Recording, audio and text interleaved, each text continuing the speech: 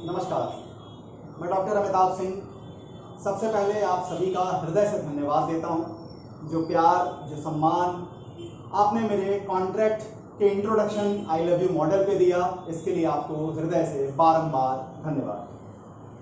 Contract lecture series में आज बात करते हैं प्रपोजल की, जिसे सेक्शन 2A में डिस्कस किया गया है। इंग्लिश लॉ में इसके लिए वर्ड इस्तेमाल किया जाता है offer.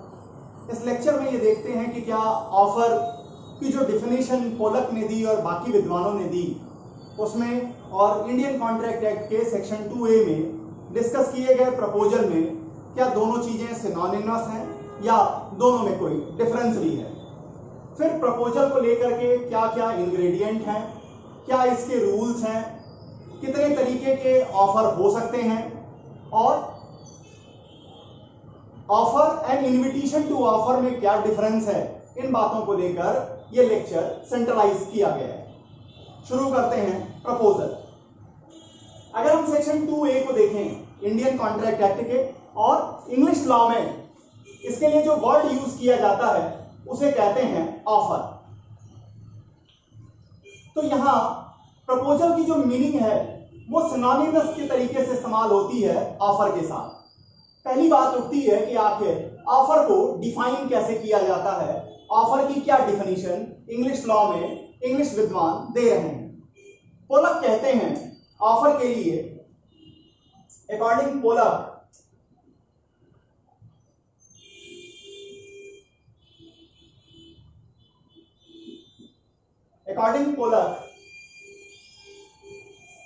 The expression of a person,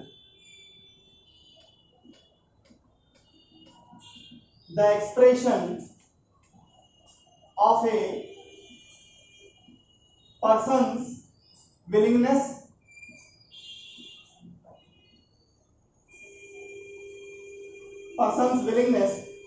to become, according to the terms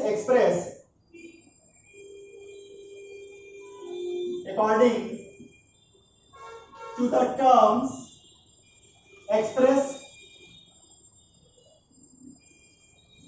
expressed to an agreement,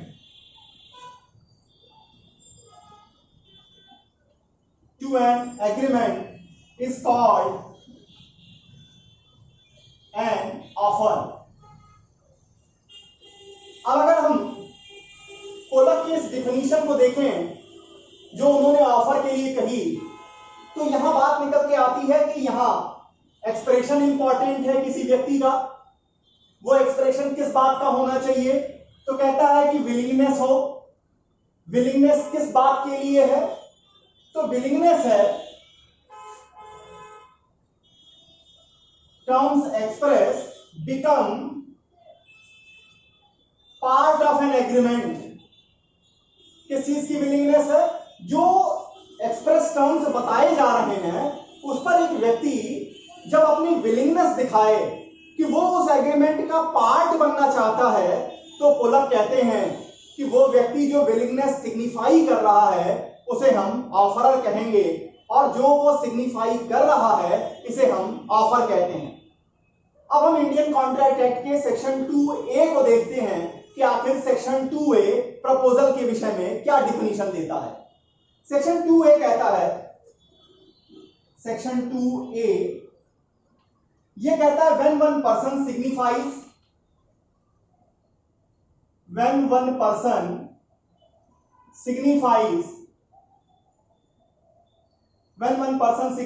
to another, पहली इंपॉर्टेंट चीज यहां आ गई, signifies to another his willingness। दूसरी चीज, क्या चीज दिखाने की कोशिश कर रहे हैं? his willingness। विलिंगनेस किस बात के लिए? अभी आगे आएगा। विलिंगनेस टू डू और to abstain from doing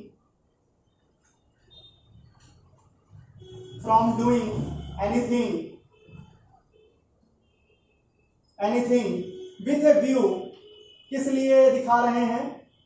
with a view to obtaining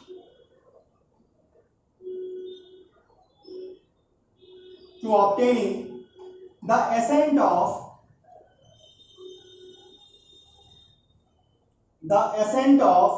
that other person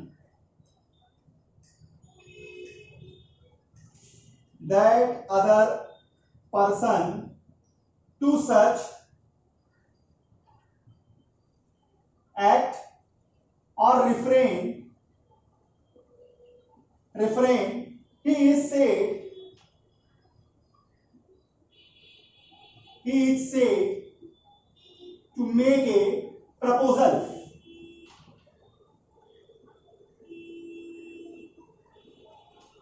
अब यहां देखिए सेक्शन 2A क्या कहता है। सेक्शन 2A कहता है कि जब एक व्यक्ति सिग्निफाई करता है, मतलब क्या है, देखिए कोई भी कॉन्ट्रैक्ट जो लीगल रिलेशनशिप को एस्टैब्लिश करते हैं, उसकी शुरुआत अगर उसका कोई इनिशिएशन पॉइंट है तो वो प्रपोजल है। अब प्रपोजल में प्रपोजर क्या करता है, अपनी विलिंगनेस दिखाता है, अपनी विलिंगनेस को सिग्निफाई करता है। किसको सिग्निफाई करता है, दूसरे व्यक्ति को करे, ग्रुप ऑफ पीपल को करे, जनरल पब्लिक को करे, लेकिन उसे अपनी ये विलिंगनेस रिप्रेजेंट करनी होगी, कम्युनिकेट करनी होगी, पहुंचानी होगी। विलिंगनेस किस बात की होगी, या तो कुछ करने की होगी या कुछ नहीं करने की होगी। और इस सिग्निफिकेशन का ऑब्जेक्ट क्या है, सिग्निफिकेशन का ऑब्जेक्ट है अगले व्यक्ति की एसेंट लेना, अगले व्यक्ति की सहमति लेना, अगले व्यक्ति की ओर से अनुज्ञप्ति लेना। तो जब वो एसेंट के इंटेंशन से अगर अपनी विलिंगनेस दिखा रहा है किसी व्यक्ति को कुछ करने की या नहीं करने की, तो हम ये कहते हैं कि वो प्रपोज कर रहा है, वो प्रपोजल दे रहा है। अब इसका एक एग्जांपल अगर आप देखें तो एग्जांपल के रूप में कि अगर प्रपोजल को पूरी तरह से देखना हो एक एग्जांपल में, तो ए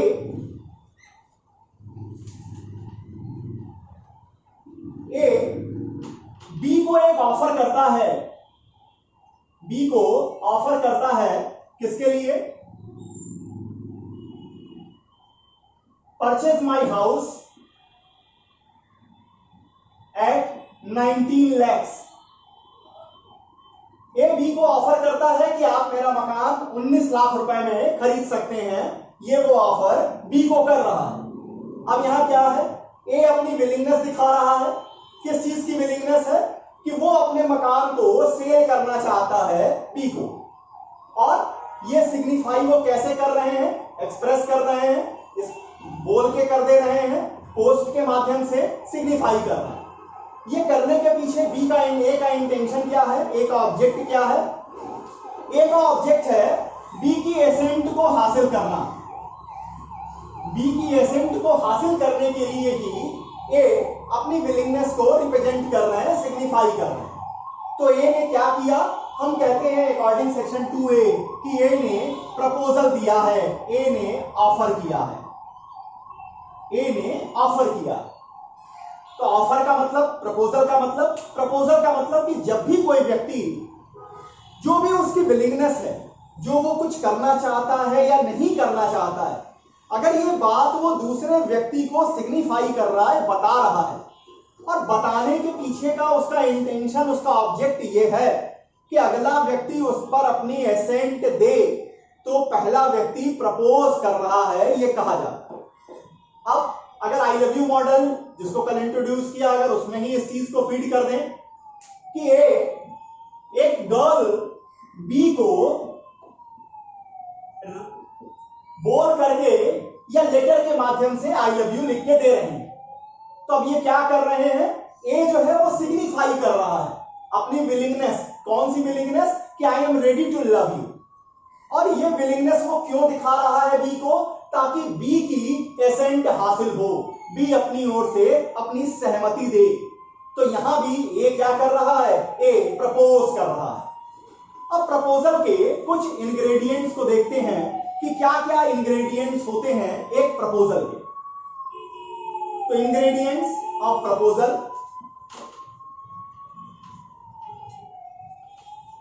इंग्रेडिएंट्स में यहां पर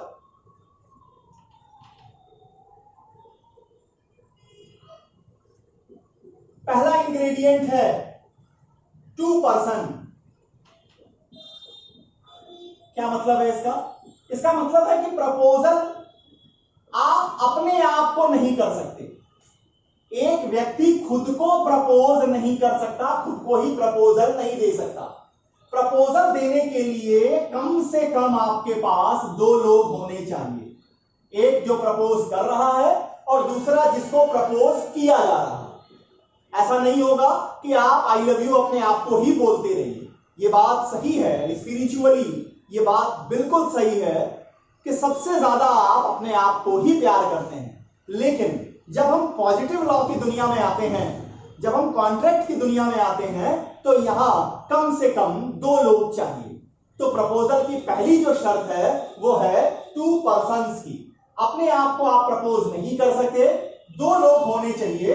ए प्रपोज कर रहा है बी को, दो से ज्यादा भी हो सकते हैं, जनरल ऑफर भी आप कर सकते हैं। उसे देखेंगे जब Carlill versus carbolic smoke ball company के केस को देखेंगे। लेकिन कम से कम मिनिमम जो है वो दो व्यक्ति होने चाहिए। अब सेकंड इनका इंग्रेडिएंट है, दूसरा जो इंग्रेडिएंट है वो कहता है कि proposer must signifies his willingness. Proposer क्या करेगा? Proposer must signifies his willingness. अब यहां समझिए इंपॉर्टेंट क्या है। एक चीज है कि आपकी विलिंगनेस, आपकी इच्छा है, आप अपने अंदर अंदर किसी को मोहब्बत कर रहे हैं, लेकिन आपके अंदर हिम्मत नहीं है कि आप वो सिग्निफाई कर पाए। तो जब तक आप सिग्निफाई नहीं करेंगे तब तक उस विलिंगनेस की कोई वैल्यू नहीं है। उस विलिंगनेस की लॉ की दुनिया में या सोशल दुनिया में भी कहिए कोई वैलिडिटी नहीं है, उसकी कोई वैल्यूएशन नहीं है। इंपॉर्टेंट सबसे ज्यादा क्या है? सिर्फ दिल ही दिल में मत पालिए, उसको कहना सीखिए। और कहेंगे कैसे? एक्सप्रेस करिए शब्दों के माध्यम से। शब्दों से नहीं कह सकते, लिख करके कर सकते हैं, लिख कर करिए। तो सिग्निफिकेशन इंपॉर्टेंट है। दूसरी इंपॉर्टेंट चीज है proposer must signifies his willingness.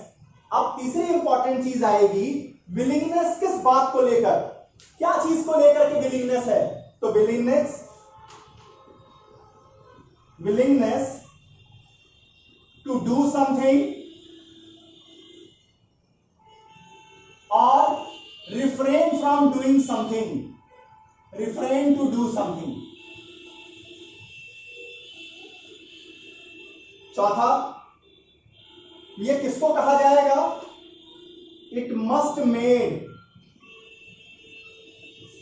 To other person. शुरुआत में पहले ही आपको बताया कि इंग्रेडिएंट में पहले कम से कम दो व्यक्ति होने चाहिए। एक व्यक्ति जो प्रपोज कर रहा है, दूसरा जिससे प्रपोजल किया जा रहा है। तो प्रपोजल के लिए दो व्यक्ति। फिर कहता है कि प्रपोजर सिग्निफाई करे अपनी विलिंगनेस किस बात की? कुछ करने की, या रिफ्रेन टू डू समथिंग के लिए, कुछ हम नहीं करेंगे इस बात के लिए।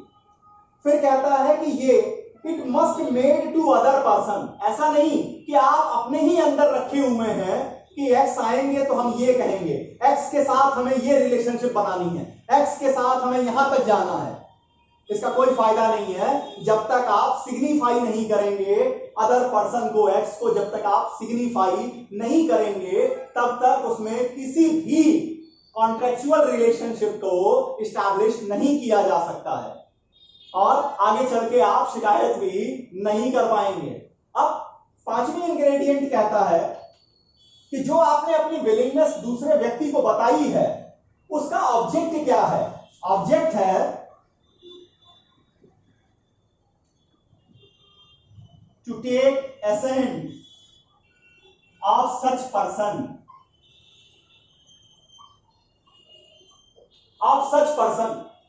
देखिए सबसे ज्यादा प्रॉब्लम अगर सोसाइटियल इश्यूज में देखें तो इसी बात पे आके रहती है कि हमने अपनी बात कही, अगला मानेगा या नहीं मानेगा। कई बार क्या होता है कि जब हम शॉपकीपर्स के यहाँ जाते हैं, सामान पे बार्गेन करते हैं, बहुत सारे लोग इसलिए बार्गेन नहीं कर पाते कि अगले को बुरा लगेगा, क्या लगेगा। देखिए एक बात स्पष्ट समझिए, जब तक आप ऑफर नहीं करेंगे तब तक उस पर कोई भी रिजल्ट आने वाला नहीं।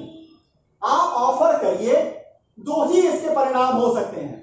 अगला या तो अपनी एसेंट देगा, जैसे ही वो अपनी एसेंट देगा अब आप ऑफरर की जगह प्रॉमिसर हो जाएंगे और एक प्रॉमिस बन जाएगी और अगला प्रॉमिसी के रूप में सामने आ जाएगा। और दूसरा ऑप्शन क्या है? दूसरा ऑप्शन ये है कि हो सकता है वो कुछ भी ना कहे, एसेंट ना दे एसेंट, तो इसका क्या लेना देना। अगर एसेंट वो नहीं देंगे तो ऐसा तो है नहीं कि आपका ऑफर जो है वो क्लोज तरीके का ऑफर है कि अब आपने एक्स को कर दिया तो एक्स के अलावा किसी को नहीं करेंगे। Offer is open. लेकिन अगर आप अपने ही दिल में रखे रहेंगे तो चाहे वो बार्गेनिंग करने का मैटर हो, चाहे अपने घर के लोगों में कुछ कहने का मुद्दा हो, या किसी को एक्सप्रेस करना हो अपने हार्ट की फीलिंग को भी, वो किसी काम की नहीं रहेगी जब तक आप उसे दूसरे को सिग्निफाई नहीं करते। तो 5 एसेंशियल चीजें यहां पर आई। पहली, कम से कम 2 लोग चाहिए। दूसरा, करने वाले को सिग्निफाई करनी होगी अपनी विलिंगनेस किस बात की? टू डू समथिंग और रिफ्रेन टू डू समथिंग, या तो कुछ करने की या कुछ नहीं करने की। ये आप किसको कहेंगे? दूसरे व्यक्ति को। और 5वीं इंग्रेडिएंट, इस कहने का, इस सिग्निफिकेशन का ऑब्जेक्ट क्या है? सिग्निफिकेशन का ऑब्जेक्ट है आप उसकी एसेंट लेना चाहते हैं। अब आते हैं कि क्या प्रपोजल को लेकर के कुछ रूल्स हैं? तो प्रपोजल को लेकर कुछ रूल्स भी हैं। कौन कौन से वो देखते हैं। Rules related with proposal.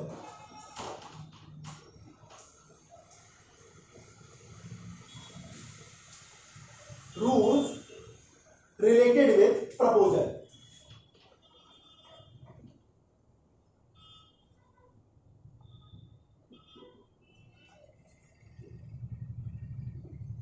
यहां जो पहला रूल है, पहला रूल कहता है proposal must be to create a legal relation. Proposal must be to create a legal relation. क्या मतलब इसका? देखिए, 2 मित्र आपस में मिलते हैं कि चलो यार आज एक अच्छी मूवी लगी है, वो साथ में चल के रात को 9 से 12 का शो देखते हैं। दूसरा अपनी कंसेंट दे भी देता है, एसेंट दे भी देता है, शाम को वो नहीं आता है। तो क्या आप ब्रीच ऑफ एग्रीमेंट के लिए, ब्रीच ऑफ कॉन्ट्रैक्ट के लिए केस फाइल करेंगे? 2 लोग साथ में खाना खाने के लिए एक दूसरे से एग्री करते हैं, तो ये खाना खाने के लिए, कहीं घूमने जाने के लिए, कहीं जो है पिक्चर देखने के लिए, ये सारी जो, भले इसमें आप कहिए तो टेक्निकल सेंस में आप प्रपोजल भी देखेंगे, एक्सेप्टेंस भी देखेंगे, लेकिन हम उसे लीगली प्रपोजल के डिफिनीशन के बाहर रखते हैं। क्यों? क्योंकि वहां लीगल रिलेशन बनाने का कोई ऑब्जेक्ट नहीं होता। जब आप इंडियन कॉन्ट्रैक्ट एक्ट को पढ़ेंगे तो इंडियन कॉन्ट्रैक्ट एक्ट में ऐसी कहीं रिक्वायरमेंट नहीं दी गई है कि प्रपोजल करने के पीछे जो इंटेंशन हो वो लीगल रिलेशनशिप एस्टैब्लिश करने का हो। लेकिन अगर आप इंग्लिश लॉ ऑफ कॉन्ट्रैक्ट को देखेंगे तो वहां ये रिक्वायरमेंट लिखी हुई है, वहां ये रिक्वायरमेंट बिल्कुल स्पष्ट है कि जब तक लीगल रिलेशन बनाने का इंटेंशन नहीं दिखाई देगा तब तक वो सारे जो भले सामाजिक तरीके से आप काम कर रहे हो, that will not cover under the head of proposal. इस पर एक लीडिंग केस आती है इंग्लिश लॉ में। केस का नाम है बेल्फर वर्सेस बेल्फर। केस है बेल्फर वर्सेस बेल्फर।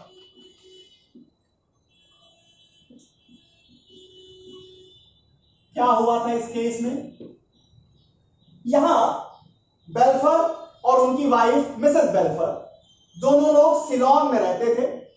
सिलोन से ये कुछ दिन छुट्टियां मनाने के लिए इंग्लैंड गए। इंग्लैंड जाने के बाद मिसेस बेल्फर की तबीयत थोड़ी खराब रहने लगी।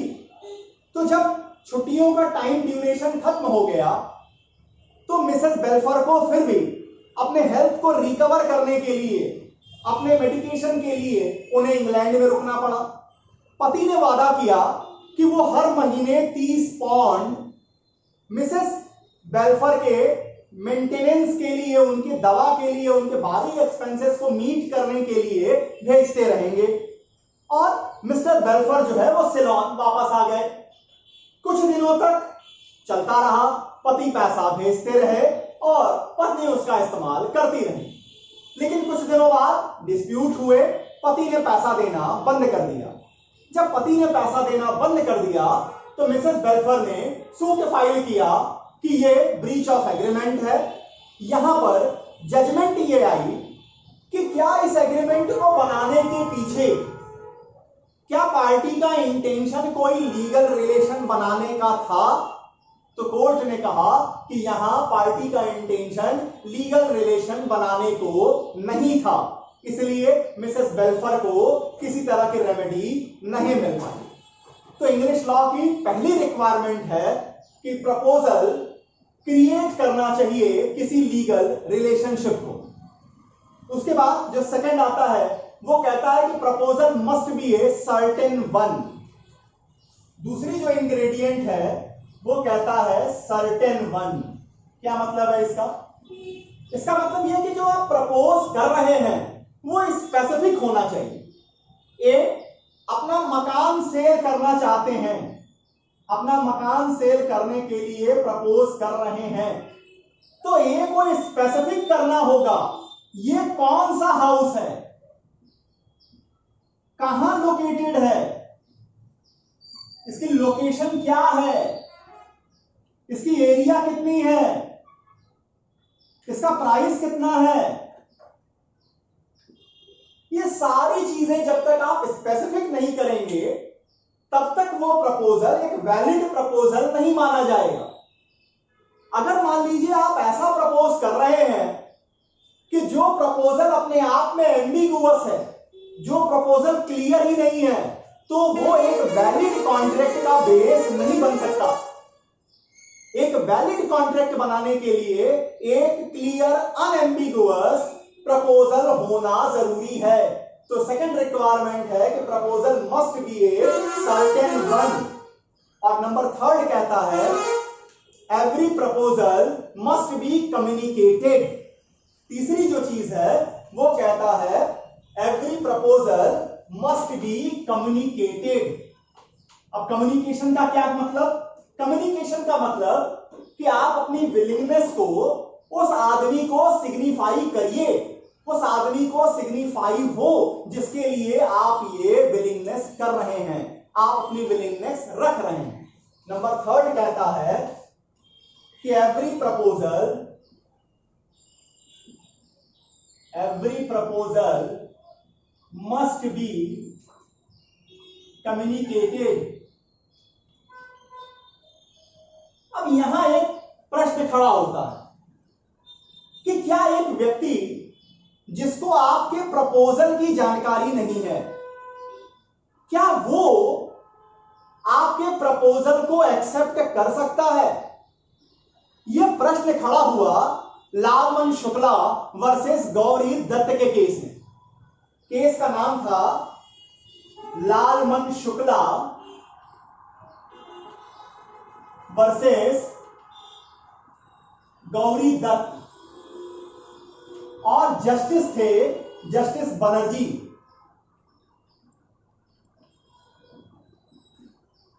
जस्टिस बनर्जी। इस केस के फैक्ट बड़े इंटरेस्टिंग हैं। एक बिजनेसमैन रहता है, एक व्यापारी रहता है जिसका भतीजा खो गया रहता है। भतीजे को खोजने के लिए उस व्यापारी के मुनीम, जो उसका मैनेजर कह लीजिए, वो उसको खोजने के लिए चले जाते हैं। जब मुनीम जी भतीजा खोजने चले जाते हैं तो व्यापारी पीछे से एक घोषणा कर देता है, एक ऑफर कर देता है, एक जनरल ऑफर कर देता है कि जो कोई उसका भतीजा खोज के ले आएगा उसे 500 रुपए इनाम में दिए जाएंगे। सौभाग्य से भतीजा मुनीम जी को ही मिलता है। मुनीम जी भतीजा लेके वापस आते हैं, भतीजे को व्यापारी को दे देते हैं। इसके बाद वो अपने घर चले जाते हैं। जब घर जाते हैं तो उन्हें यह बताया जाता है कि निरा बेवकूफ आदमी हो यार तुम, अरे तुम्हारे सेठ जी ने 500 रुपए का प्राइस रखा था, वो 500 रुपए उनसे लिए या नहीं लिए? अब मुनीम जी का माथा ठंडा कि मैंने तो पैसे लिए ही नहीं। वो आते हैं, सेठ जी से पैसों की डिमांड करते हैं। सेठ जी मुकर जाते हैं, कौन सा पैसा। अब मुनीम जी केस फाइल करते हैं उस 500 रुपए के लिए। अब जस्टिस बनर्जी ने यह कहा कि क्या आप ऐसा काम कर सकते हैं जिस काम के बारे में आपको जानकारी ही नहीं है? तो आंसर है नहीं कर सकते हैं।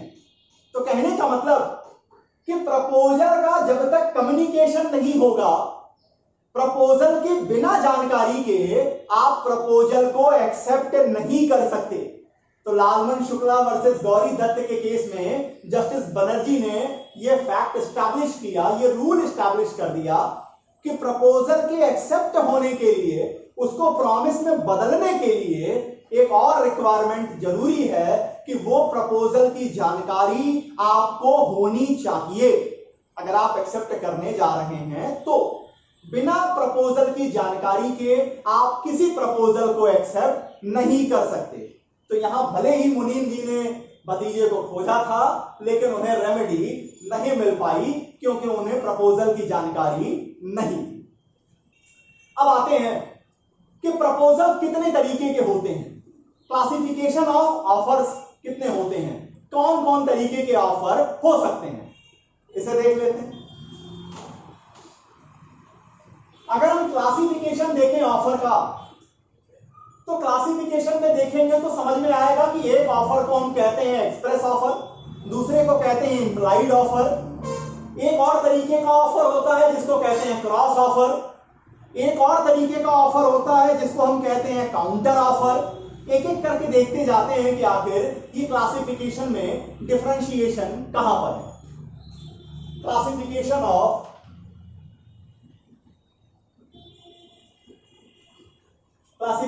ऑफ ऑफर कहिए या प्रपोजल कहिए। पहला एक्सप्रेस। एक्सप्रेस का मतलब आप अपनी फीलिंग को या तो बोल करके कर रहे हैं या इन राइटिंग में आप सिग्निफाई कर रहे हैं, तो यह प्रपोजल कहा जाएगा कि आपने एक्सप्रेस किया। दूसरा, इंप्लाइड प्रपोजल भी किया जा सकता है जो आपके बिहेवियर से निकल के आएगा। अब इसका क्या एग्जांपल, अब समझिए एक बस का मालिक अपनी बस को एक खास रूट पे निकालता है, तो अगर वो अपनी बस को एक रूट पे, फॉर एग्जांपल अगर वो सिलचर से गुवाहाटी लेके जा रहा है, तो इसका क्या मतलब है? इसका मतलब है वो इंप्लाइड ऑफर दे रहा है पैसेंजर्स को कि अगर आप गुवाहाटी जाना चाहते हैं तो आप मेरी बस की सेवा का इस्तेमाल कर सकते हैं। तो ये एक तरीके से इंप्लाइड ऑफर है। एक्सप्रेस ऑफर में आप शब्दों को बोल करके या रिटन फॉर्म में आप अपनी बात, अपने विलिंगनेस को सिग्निफाई करते हैं। लेकिन जब आप अपनी विलिंगनेस को सिग्निफाई करते हैं बिहेवियर के जरिए, तो उसे हम इंप्लाइड ऑफर कहते हैं। ये आई लव यू मॉडल में ज्यादातर हमारे नौजवान जो हैं वो इस्तेमाल करते हैं इंप्लाइड ऑफर के बारे में। वो अपनी ओर से केयर एंड प्रोटेक्शन दिखाना शुरू कर देते हैं दूसरी पार्टी के लिए। तो वो भी एक तरीका है किस चीज का, अपने ऑफर को कम्युनिकेट करने का, अपने ऑफर को स्पष्ट करने का, अपनी विलिंगनेस को सिग्निफाई करने का, और उसे कहते हैं इंप्लाइड ऑफर। नंबर थर्ड, तीसरा ऑफर भी एक होता है जिसे कहते हैं क्रॉस ऑफर। क्या मतलब है इसका? अब इसे आप ऐसे समझिए कि दो लोग हैं ए और बी। ए ने जिस समय बी को ऑफर किया, बी ने उसी समय सेम चीज ए को ऑफर की। अब इसको एक एग्जांपल के जरिए आपको समझा दें। केस का नाम है Tim versus Hoffman and company. अब देखिए, इन्हें मान लेते हैं कि ये टिम है और इन्हें मान लेते हैं कि ये हॉफमैन। ठीक है। अब टिम ने ऑफर किया क्या करने के लिए? बाय करने के लिए आयरन स्लॉट। ठीक। बी ने उसी समय सेम टाइम पर बी ने ऑफर किया सेल आयरन स्लॉट। ए ने आयरन स्लॉट खरीदने के लिए बी को ऑफर किया, बी ने उसी समय आयरन स्लॉट बेचने के लिए ए को ऑफर किया। तो आप कहेंगे क्या प्रॉब्लम है, एक तरीके से दोनों ऑफर जब दूसरे को मिल जाएंगे तो उसे हम एक्सेप्टेंस मान लें। लॉ कहता है ऐसा नहीं है, ये दोनों ऑफर एक दूसरे को क्रॉस कर रहे हैं, इसलिए इसे हम कहते हैं क्रॉस ऑफर। और यहां कोई एक्सेप्टेंस नहीं मानी जाएगी, यहां कोई लीगल रिलेशनशिप एस्टैब्लिश नहीं हो पाएगी। तो जब दो लोग एक दूसरे को एक ही समय पर अपोजिट तरीके से ऑफर कर रहे हो तो वो दोनों ऑफर कट जाएंगे और इसे हम कहते हैं क्रॉस ऑफर। एक और तरीके का ऑफर होता है जिसे हम कहते हैं काउंटर ऑफर। किसे कहते हैं, देखते हैं काउंटर ऑफर क्या है। एक्सप्रेस का मतलब जब आप बोल करके या लिख करके अपनी विलिंगनेस को सिग्निफाई करते हैं। जब बिहेवियर से सिग्निफाई करेंगे तो उसे कहेंगे इंप्लाइड ऑफर। क्रॉस ऑफर, इसमें दिक्कत है, जब दो लोग एक दूसरे को सेम ऑफर भेजेंगे अपोजिट तरीके से तो वहां किसी तरह की एक्सेप्टेंस नहीं हो सकती, कोई लीगल रिलेशनशिप नहीं बन सकती, वो कट जाएंगे एक दूसरे से, उन्हें कहा जाएगा क्रॉस ऑफर। अब आते हैं काउंटर ऑफर किसे कहते हैं।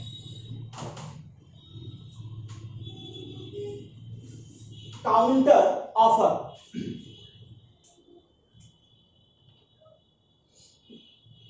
अब काउंटर ऑफर को समझिए। देखिए अपने इंडियन कल्चर में एक बात हमारे बड़े बुजुर्ग हमेशा कहते रहे हैं कि जब किसी अच्छे काम की शुरुआत करनी हो, जब किसी नेक काम पे जा रहे हो तो किंतु परंतु ऐसा हो सकता है, इस तरह के शब्दों का इस्तेमाल नहीं करना चाहिए। अब ये मुझे पता नहीं कि वो इंडियन कॉन्ट्रैक्ट एक्ट इतनी गहराई से समझते थे या नहीं, ये मैं नहीं जानता, लेकिन इतनी बात मैं अच्छे से जानता हूं कि उन लोगों के कॉमन सेंस पर आप कोई सवाल खड़ी नहीं कर सकते। अब देखिए उन्होंने मना किया कि जब भी किसी नेक काम पे जाएं, जब भी किसी अच्छे काम पे जाएं तो वहां किंतु परंतु से शुरुआत न करें। अब ये किंतु परंतु कहां डिस्टर्ब कर देता है ऑफर को। अगर मान लीजिए किसी व्यक्ति ने आपको कुछ ऑफर किया और आपने उसमें किंतु परंतु लगाना शुरू कर दिया, तो जैसे ही आपने किंतु परंतु लगाया अब वो ऑफर गया। अब उस ऑफर को आप बाद में ज्यों का त्यों भी अगर एक्सेप्ट कर लें तो उसे एक्सेप्टेंस नहीं माना जाएगा, उसे आपकी ओर से एक काउंटर ऑफर माना जाएगा। क्या कहना चाहता हूं, एक एग्जांपल में समझिए। ए अपना मकान बी को बेचने का ऑफर करता है 20 लाख रुपए में। ए बी को कहता है कि आप मेरा मकान 20 लाख रुपए में खरीद सकते हैं। अब बी क्या कहता है, बी कहता है कि रेडी टू पे 18 lakhs, मैं 18 लाख देने को तैयार हूं। अब इन्होंने क्या किया, किंतु परंतु का इस्तेमाल शुरू कर दिया कि ठीक है हम मकान तो खरीद लेंगे लेकिन कीमत 18 लाख के आसपास होनी चाहिए। ए क्या कर देता है, ए डिनाई कर देता है। अब बी फिर से कहता है कि ओके रेडी टू पे 20 लाख, 20 लाख देने को तैयार हूं। ए वो मकान सी को सेल कर देता है। अब बात उठेगी कि क्या बी ए के खिलाफ ब्रीच ऑफ एग्रीमेंट का मुकदमा ला सकते हैं। आंसर है नहीं ला सकते। क्यों, क्योंकि यहां कोर्ट ने यह सेटल कर दिया है कि जब आप किसी ऑफर को क्वालिफाइड तरीके से एक्सेप्ट करते हैं, जब आप उसकी शर्तों में फेरफार करते हैं।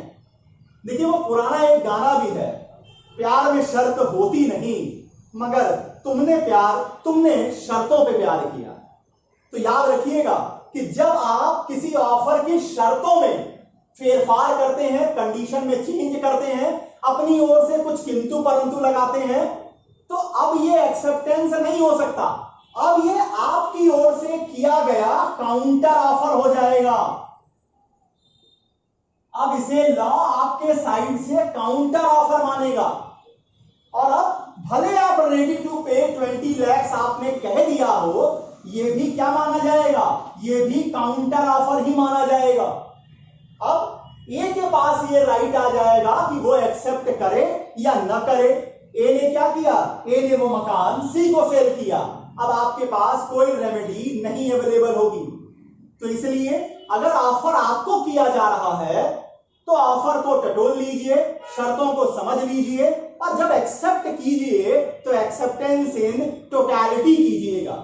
शर्तों में अगर परिवर्तन करेंगे तो याद रखिएगा काउंटर ऑफर होगा आपके साइड से, और अब एक्सेप्ट करने का पावर दूसरी पार्टी के पास चला जाएगा। आगे देखते हैं। काउंटर ऑफर के बाद एक और तरीके का ऑफर है जिसको कहते हैं स्पेसिफिक ऑफर, और सबसे बाद में आएगा जनरल ऑफर। पहले देखते हैं स्पेसिफिक ऑफर किसे कहते हैं। स्पेसिफिक ऑफर कहने का मतलब कि जब आप ऑफर किसी स्पेसिफिक पर्सन को कर रहे हैं या ग्रुप ऑफ पर्सन को कर रहे हैं, उसके अलावा यह ऑफर बाकी लोगों के लिए नहीं है, तो हम कहते हैं कि यह एक स्पेसिफिक ऑफर है।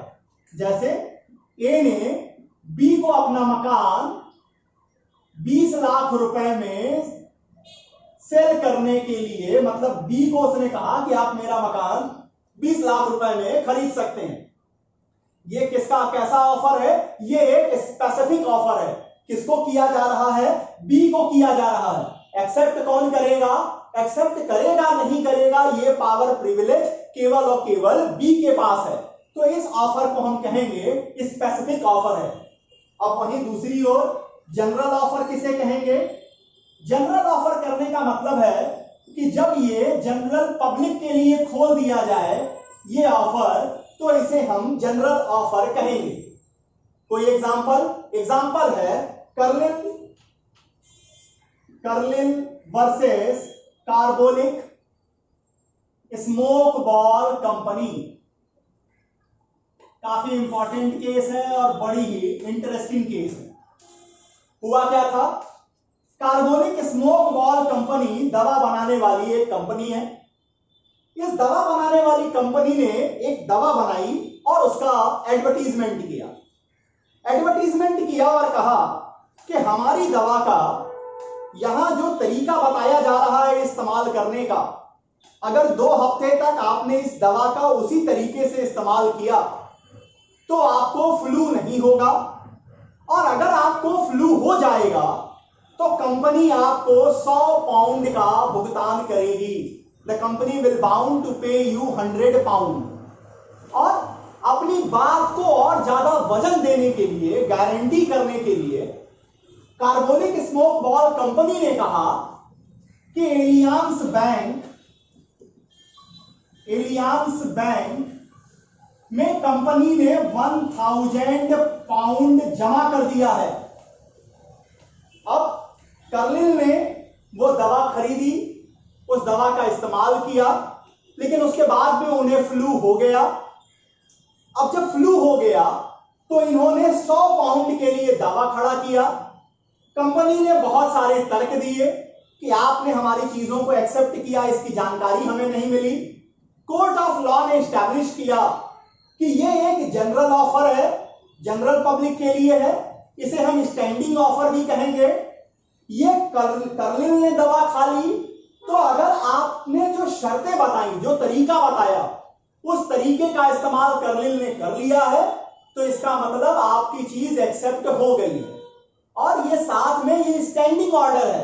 ऐसा नहीं है कि अगर कर्लिन ने पूरा कर दिया तो उसके बाद ये ऑफर कोलैप्स कर जाएगा या क्लोज हो जाएगा। नहीं, दूसरे लोगों के लिए भी ये ऑफर खुला हुआ है जब तक कि कंपनी इस ऑफर को रिवोक नहीं करती, वापस नहीं लेती या टाइम फ्रेम नहीं बताती। तो इस केस में Carlill versus carbonic smoke ball company के केस में कर्लिन को कंपनसेशन दिलाया गया, जो 100 पाउंड देने के बाद कार्बोनिक स्मोक बॉल कंपनी ने की थी, वो उसको दिलाया गया। कहा गया जनरल ऑफर है, आप शर्तों को अगर पूरा कर देते हैं तो ये मान लिया जाएगा कि आपने एक्सेप्टेंस कर लिया और प्रॉमिस बन गई। अब पार्टीज अपनी राइट और लायबिलिटी से किनारा नहीं कर सकते।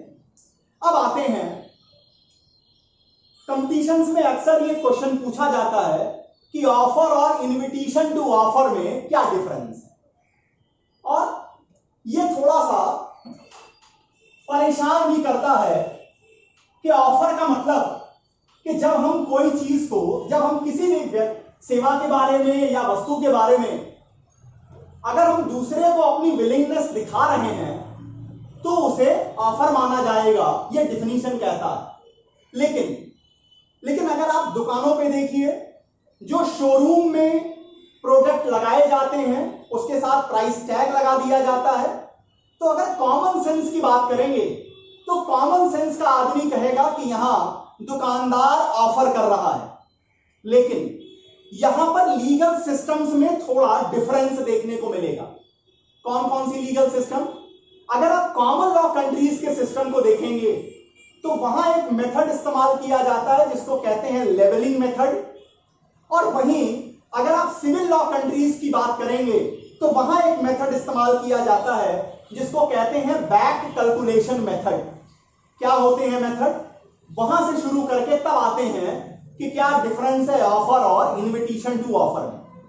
तो देखिए, अगर हम कंट्रीज को दो पार्ट में डिवाइड कर दें, तो अगर कंट्रीज में पहली तरफ आप देखिए, अगर कॉमन लॉ कंट्रीज की बात करेंगे, आप इंडिया की बात कीजिए, यूके की बात कीजिए, तो यहां जो मेथड है वो लेवलिंग मेथड है। लेवलिंग मेथड कहने का मतलब क्या है? एक लेवल इंपोज कर दिया जाता है। किसके ऊपर लेवल इंपोज होता है? ये देखिए, लेवल इंपोज ऑन बायर। किस चीज का लेवल? That he offer. समझिए, कॉमन लॉ कंट्रीज का यह कहना है कि हम लेवलिंग मेथड को फॉलो करेंगे। लेवलिंग मेथड यह कहता है कि ऑफर हमेशा ग्राहक की ओर से किया जाएगा। तो अगर आप बिग बाजार जाते हैं, अगर आप जो है विशाल जाते हैं, अगर आप किसी मॉल में जाते हैं, अगर आप रिलायंस ट्रेंड में जाते हैं, वहां प्रोडक्ट लगा हुआ है, प्राइस लगी हुई है, आप प्राइस देने को तैयार हैं, फिर भी दुकानदार मना कर सकता है, आपको वो प्रोडक्ट नहीं देगा। अब आप इसमें कॉन्ट्रैक्ट एक्ट के अंतर्गत रेमेडी डिमांड नहीं कर पाएंगे। क्यों? क्योंकि कॉमन लॉ कंट्रीज ने यह माना है कि यहां पर लेवलिंग मेथड है। दुकानदार की ओर से जो शेल्फ में दुकान में सामान दिखाया गया, प्राइस टैग दिखाया गया, वो सिर्फ और सिर्फ इनविटेशन टू ऑफर है। वो इनविटेशन टू ऑफर है।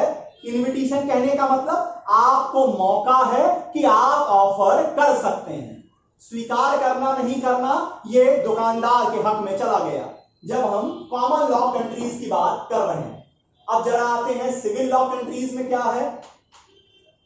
तो सिविल लॉ कंट्री में, सिविल लॉ कंट्रीज यहां पर थोड़ा ज्यादा रैशनल नजर आती हैं, और यहां पर जो थ्योरी है इसको कहते हैं back calculation method.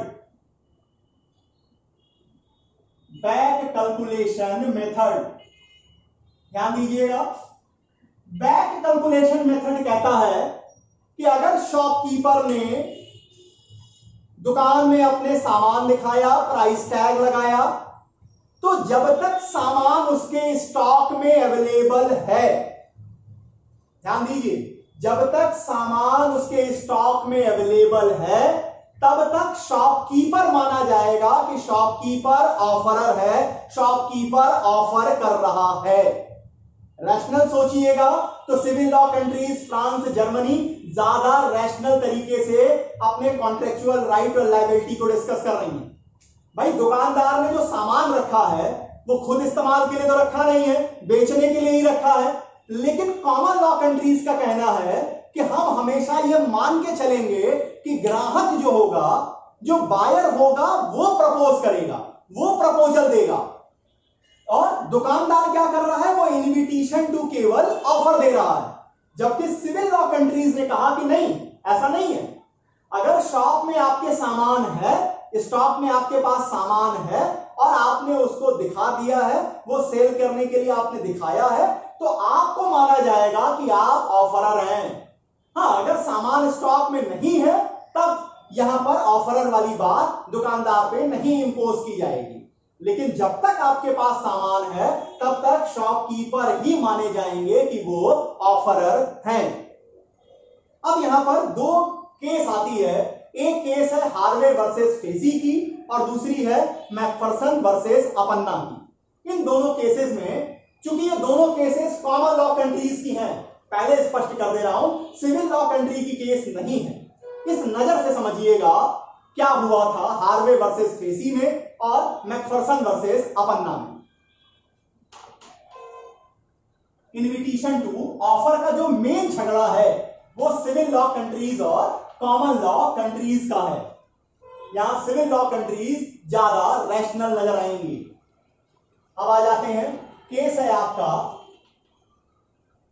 Harvey versus facie. समझिए क्या हुआ था।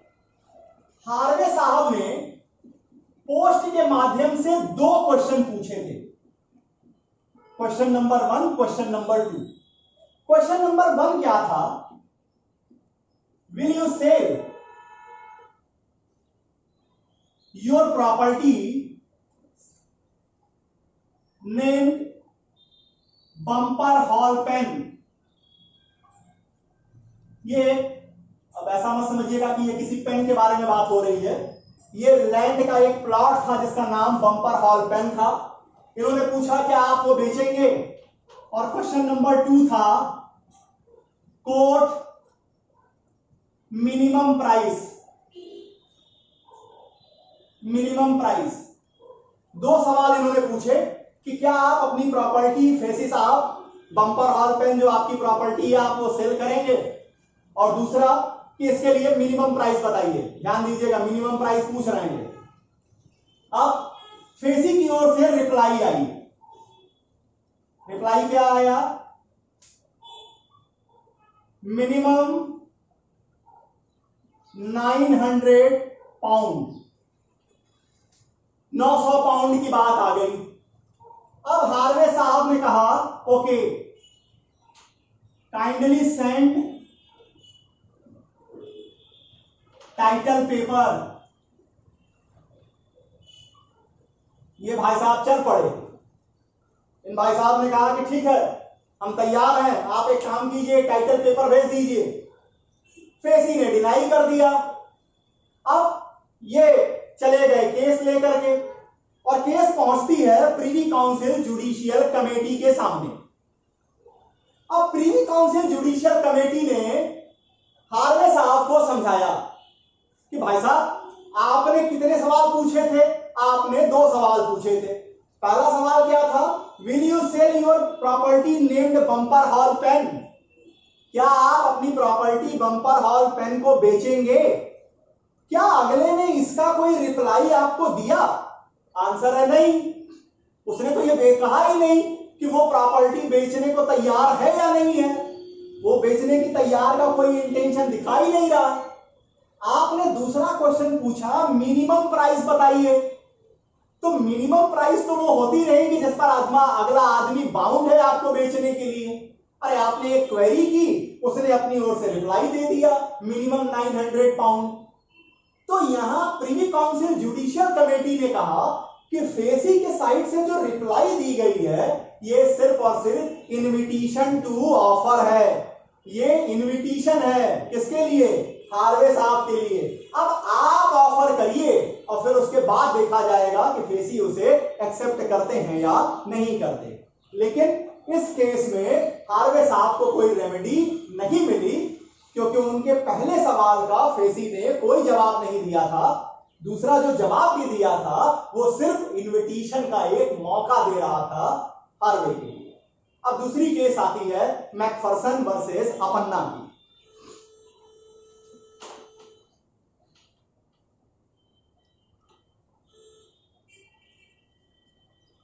सेकंड केस जो इसमें आती है ये है McPherson versus Appanna.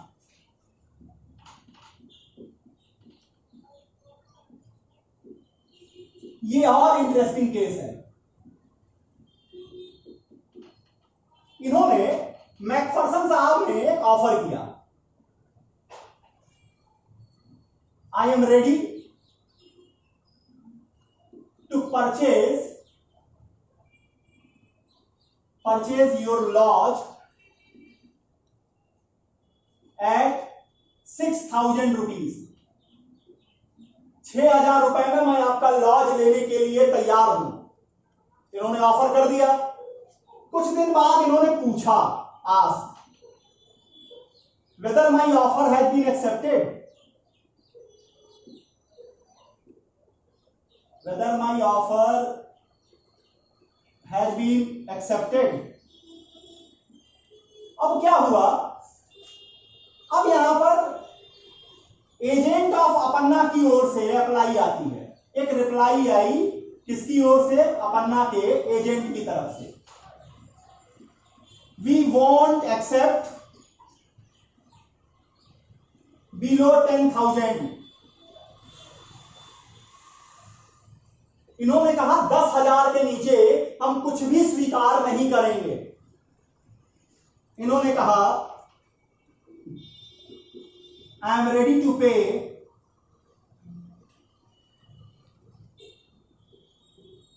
10,000 but lodge has been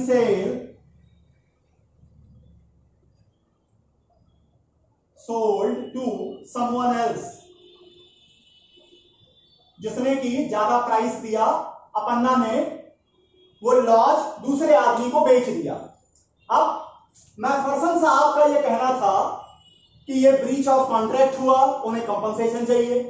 court ने कहा कि वास्तव में एजेंट ऑफ अपन्ना ने जो रिप्लाई दी थी उसने क्या कहा था, उसने कहा था वी वोंट एक्सेप्ट बिलो 10,000। उसने कहीं तो ये नहीं कहा था कि वो 10,000 में बेचने को तैयार है। उसने कहा कि मिनिमम जो प्राइस बताने की बात हो रही है, तो उसने कहा हम 10,000 से नीचे एक्सेप्ट नहीं करेंगे। एक तरीके से ये इनविटेशन टू ऑफर है।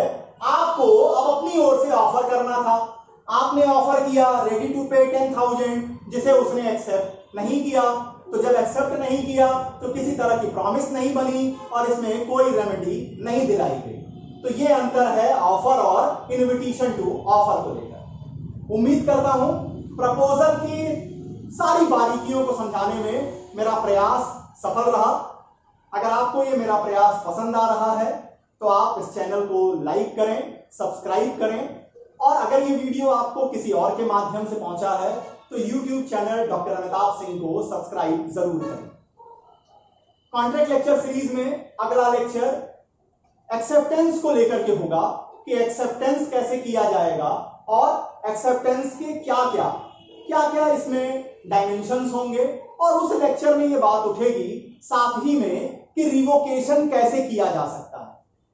प्रपोजल का भी रिवोकेशन कैसे किया जा सकता है और एक्सेप्टेंस का भी रिवोकेशन कैसे किया जा सकता है। रिवोकेशन और प्रपोजल को यहां नहीं समझा रहा हूं, उसका कारण कि रिवोकेशन को एक साथ समझा देना ज्यादा बेहतर होगा। तब तक के लिए बहुत बहुत धन्यवाद। नमस्कार।